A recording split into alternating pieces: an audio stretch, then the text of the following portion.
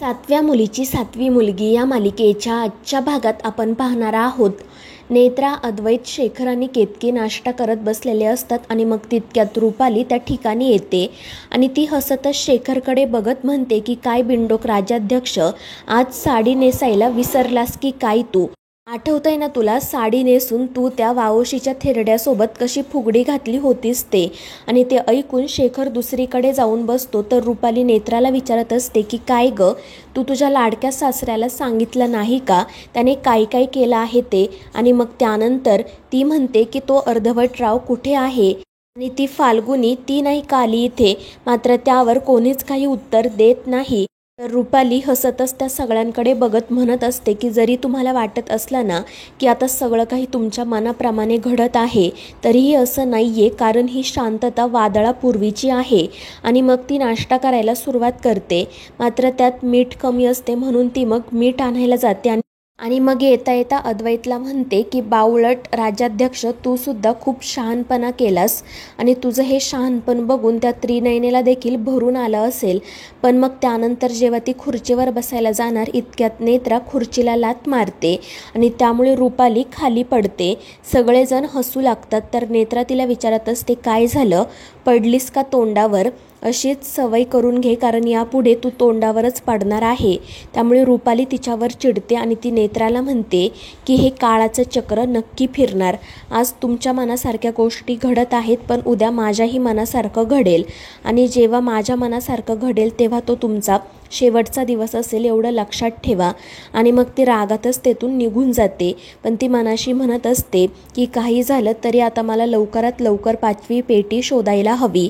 आणि मग ती त्या पिंपळ पानावर लिहिलेले श्लोक वाचायला सुरुवात करते, पण तिला त्यामधून काही कळत नाही. दुसरीकडे नेत्रा आणि अद्वैत देखील त्यांना जे श्लोक माहीत असतात ते वाचत असतात आणि त्यांचा अर्थ लावायचा प्रयत्न करत असतात, पण त्यांना देखील काही अर्थ लागत नसतो.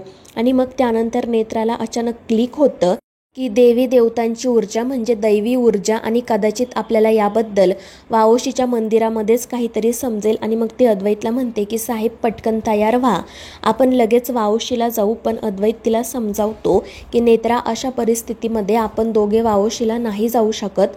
विरोचक घरात एकटा आहे, आत्या आहेत, मात्र त्यांनाही दुखापत झाली आहे आणि जर या संधीचा विरोचकाने फायदा घेतला तर खूप मोठा प्रॉब्लेम होईल.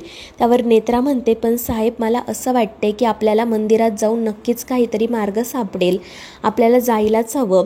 आणि त्यावेळी अद्वैत म्हणतो की तुला देवी आईचं दर्शन घ्यायचं आहे ना, मग माझ्याकडे मंदिराचे काही फोटोज आहेत, तू प्लीज इथूनच दर्शन घे.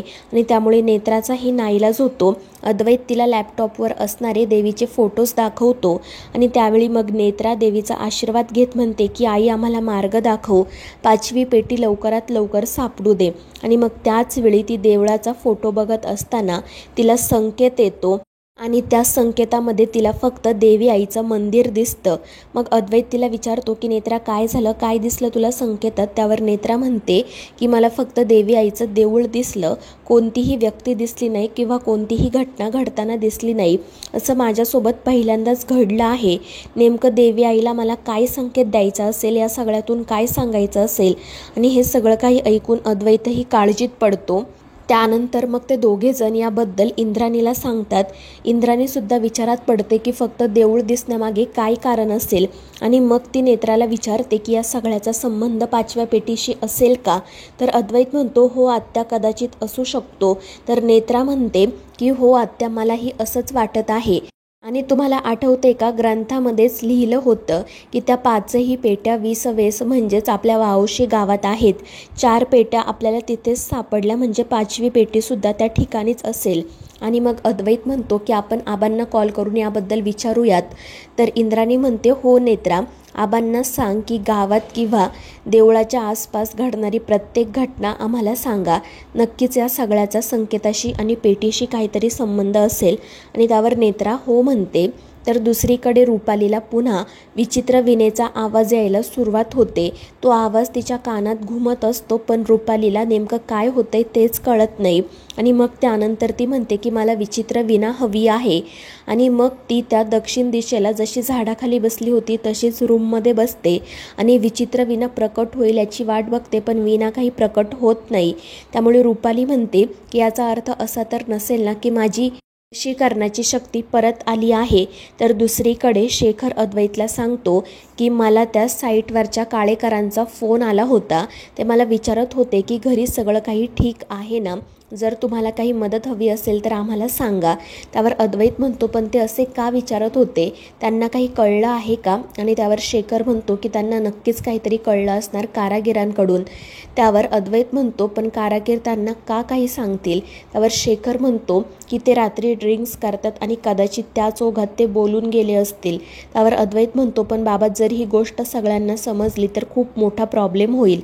त्यावर शेखर म्हणतो की मी बोलतो त्यांच्याशी. त्यावर अद्वैत म्हणतो की नाही बाबा, तुम्ही काळजी करू नका, मी तेजसला साईटवर पाठवतो आणि त्या दोघांशी बोलायला सांगतो.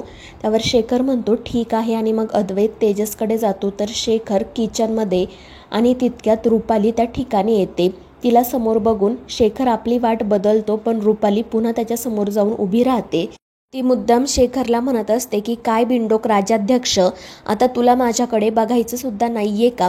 आठवतंय ना तुला, जेव्हा मी या घरामध्ये नर्स म्हणून आले होते तेव्हा तू माझ्या प्रेमात कसा अखंड बुडाला होता, सतत माझ्याकडेच बघत बसायचा, मी जिथे जाईल तिथे तुझी नजर असायची, पण आता तर तू माझ्याकडे साधं बघतही नाही, काय झालंय?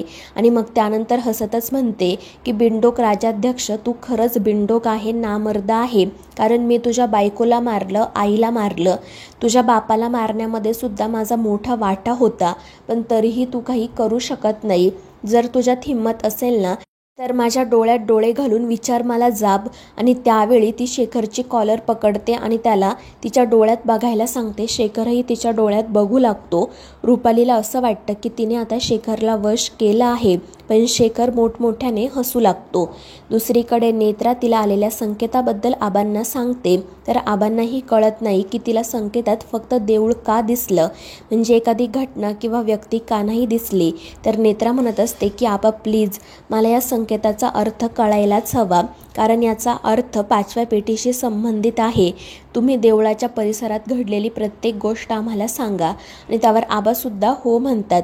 तर दुसरीकडे शेखर हसतच रुपालीला म्हणत असतो की काय झालो का मी वश? तर रुपाली आश्चर्यानेच त्याच्याकडे बघत असते. तर शेखर म्हणतो की तुझी वशीकरणाची शक्ती आता संपली आहे, तू कोणालाही वश करू शकत नाही. आणि तू मला बिंडोक म्हणतेस, पण खरी बिंडोक तर तू आहे, कारण तुझ्याकडे शक्ती नसताना सुद्धा तू मला वश करण्याचा प्रयत्न करते. आणि तुला माहिती आहे का मी एवढा शांत का आहे? कारण मला माहिती आहे तुझा अंत आता जवळ आलाय आणि तो नेत्राच्या हातून होणारच आहे, आणि मग तो तेथून निघून जातो. तर मित्रांनो, या मालिकेच्या पुढील भागांच्या अपडेटसाठी आपल्या चॅनेलला सबस्क्राईब करा.